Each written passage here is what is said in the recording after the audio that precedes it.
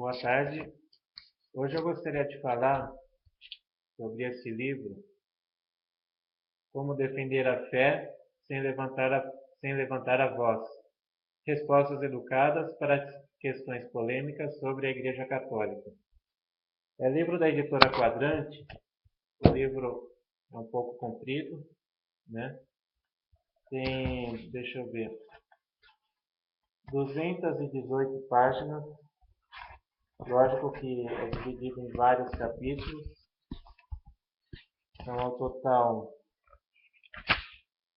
10 capítulos, sendo cada capítulo um tema diferente. Então, eu gostaria de hoje dar um apanhado geral sobre o livro e falar somente sobre o primeiro capítulo, para que não fique um vídeo muito longo, muito comprido e muito cansativo, né? E não vou conseguir passar a mensagem, né, que eu gostaria de passar. Bom, em primeiro lugar, o próprio título do livro já diz a que ele pretende, né? Como defender a fé sem levantar a voz, usando apenas argumentos sólidos, né? E sem criar polêmica, né? É simplesmente mostrando a verdade das coisas. Então, eu gostaria de ler o que está aqui na contracapa, né, do livro, que aqui ele explica direitinho, né, o porquê do livro. Então diz o seguinte: existem ocasiões em que você se vê sob os holofotes simplesmente por ser católico. Elas surgem do nada, nos mais diferentes lugares, no trabalho, nos jantares de família, na faculdade, etc. As pessoas olham para você e começam: você é católico? Para em seguida disparar: como a Igreja Católica pode ser contrária ao divórcio nos dias de hoje? Ou o que o Papa quis dizer com aquilo? Às vezes você até consegue explicar mais ou menos o que a Igreja pensa, mas sem convencer muito. Outras vezes você perde a cabeça e os resultados são catastróficos. Vira uma discussão pura e simples. Este livro propõe um novo tipo de apologética, pensando exatamente para essas situações que exigem respostas prontas. Mais do que réplicas para toda e qualquer pergunta polêmica, você encontrará aqui conselhos práticos para estabelecer um verdadeiro diálogo com as pessoas. A ideia é reafirmar as posições da Igreja, mas sem deixar de compreender os argumentos contrários, o seu contexto e até os seus eventuais aspectos positivos. Veja bem, até os questionamentos são positivos e têm seus aspectos bons. Trata-se de remover obstáculos e preparar o terreno para que as pessoas possam abrir seus corações e suas mentes à verdade. Trata-se de ganhar amigos, não discussões. Então, eu vou começar falando do capítulo 1. O título é A Igreja e o Cenário Político. Então, perguntas desafiadoras. Por que a Igreja intervém na política? Não deveria apenas ater-se à religião? Por que tenta influenciar os católicos à hora de votar, além de pressionar políticos católicos em determinadas questões, como a do aborto? Que direito tem a Igreja de interferir nas leis de estados laicos? Trata-se de uma igreja ou de um estado? Por que a Igreja age como um estado? Certo? Então, começando. A Igreja é acusada de intrometer-se na política, impondo sua visão ao resto da sociedade, impedindo o progresso dos direitos humanos, no caso aborto, adoção por casais gays, etc., e interferindo no processo democrático ao indicar voto aos católicos e determinar como devem legislar os políticos católicos, né? Essa é a questão posta. Ora, existe algo positivo nessa questão, intenção positiva da crítica. A Igreja deve promover o bem comum em vez de deixar levar por interesses próprios. Quem proclama a causa de Deus não precisa valer-se desse mundo, pois a verdade impõe-se por si só, e a Igreja deve apoiar o progresso, não tentar detê-lo. Certo? Então, quem é contra o que diz a igreja, né, tem esses argumentos até razoáveis, né? Então, que a igreja deve procurar as coisas de Deus, né, que a verdade impõe-se por si só, e a igreja deve apoiar o progresso e não querer detê-lo.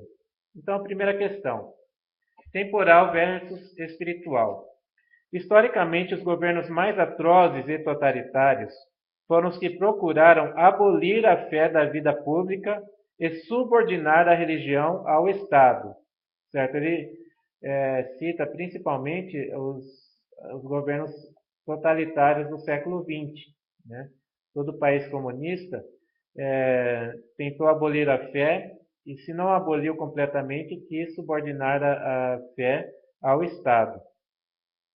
Inversamente, alguns dos momentos mais luminosos da história são exemplos revigorantes do que acontece quando a religião influencia na política. É o caso, por exemplo, da abolição da escravatura.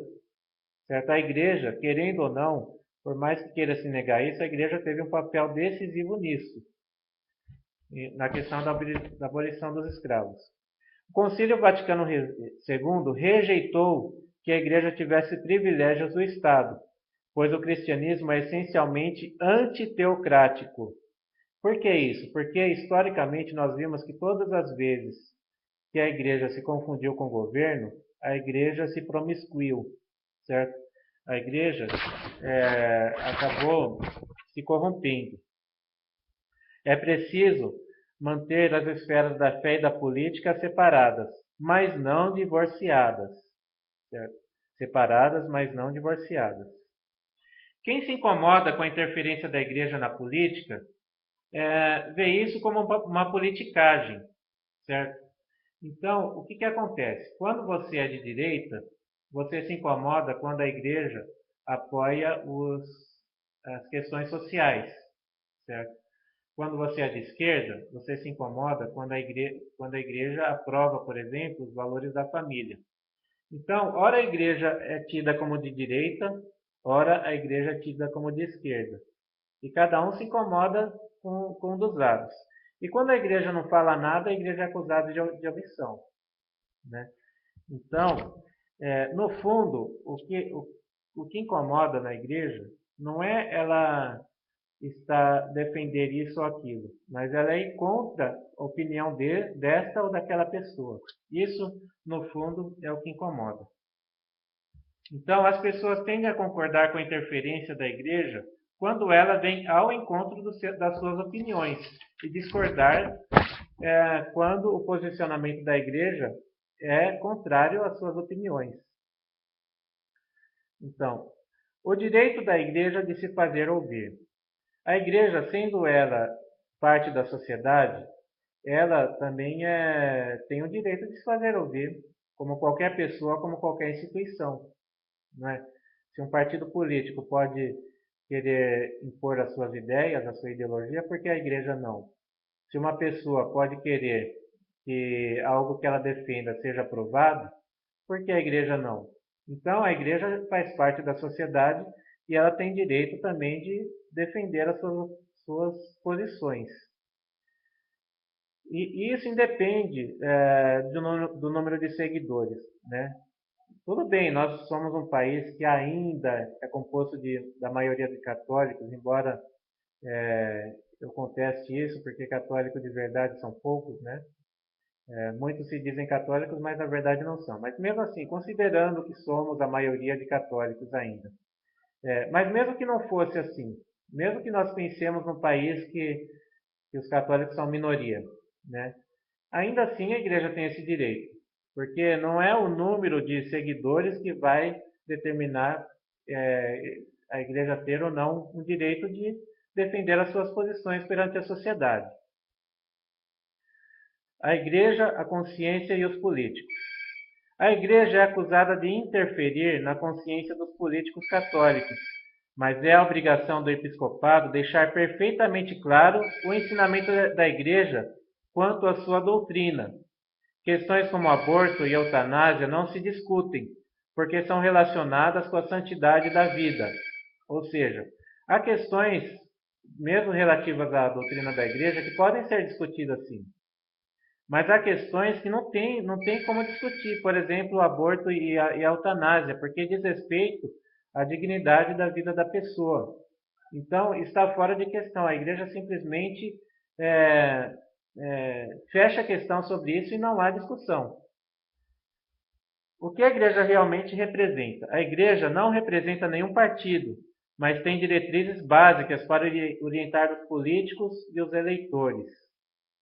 Então, primeiro, humanização do mercado. E segundo, estabelecimento de uma sociedade civil forte, composta por associações de classe robustas, em oposição a uma sociedade composta apenas pelo Estado, pelo capital e por indivíduos isolados. Certo? Então, se a gente for analisar essas duas questões, primeiro, humanização do mercado. A igreja, eu acho que não é nem capitalista. E segundo, estabelecimento de uma sociedade civil forte, composta por associações de classe robustas, em oposição a uma sociedade composta apenas pelo Estado, pelo capital e por indivíduos isolados. Né? Então, se não é capitalista de um lado, também não é socialista do outro. Né? Então, o capítulo termina aqui fazendo uma espécie de resumo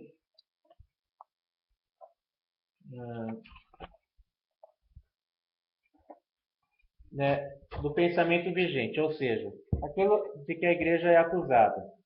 A Igreja Católica serve-se do seu poder e influência para promover uma agenda reacionária projetada para frustrar o progresso dos direitos humanos e liberdades individuais. Os bispos dizem às pessoas em quem votar e ameaçam de excomunhão os políticos que se recusam a seguir as ordens do Papa. A Igreja é essencialmente uma organização de direita que trata de impor as suas opiniões antiquadas ao Estado laico e às pessoas que não têm nenhuma afiliação cristã. Então, isso é a acusação que sofre a Igreja. Né? Aí vem o reenquadramento, ou seja, a resposta a essa acusação. A Igreja faz-se ouvir na esfera pública sempre que uma questão afete o bem comum, principalmente quando estão em jogo direitos e liberdades essenciais, e especialmente quando se trata de dar voz aos seus indefesos. Essa sua autoridade de fazer-se ouvir-se deriva da autoridade moral e independência que lhe advém, entre outras razões, de estarmos em presença de uma das organizações civis mais antigas e importantes do mundo. A Igreja não é, pois, nem de direita nem de esquerda, nem se filia a qualquer partido político. Existe para defender o bem comum e o Evangelho na sua integridade. Defende e proclama a distinção entre política e religião, sustenta o conceito de secularidade positiva e condena tanto o fundamentalismo religioso como o secularismo agressivo, empenhado em banir a fé do debate público. Quando censura políticos que se dizem católicos e ao mesmo tempo defendem, por exemplo, o aborto e a eutanásia, a sua intenção não é coagir os políticos, mas evitar o escândalo. Né? É um escândalo que um político católico defenda algo como o aborto. A sua agenda política deve ser resumida como doutrina social católica em defesa da liberdade religiosa, que é o fundamento de todos os outros direitos e liberdades.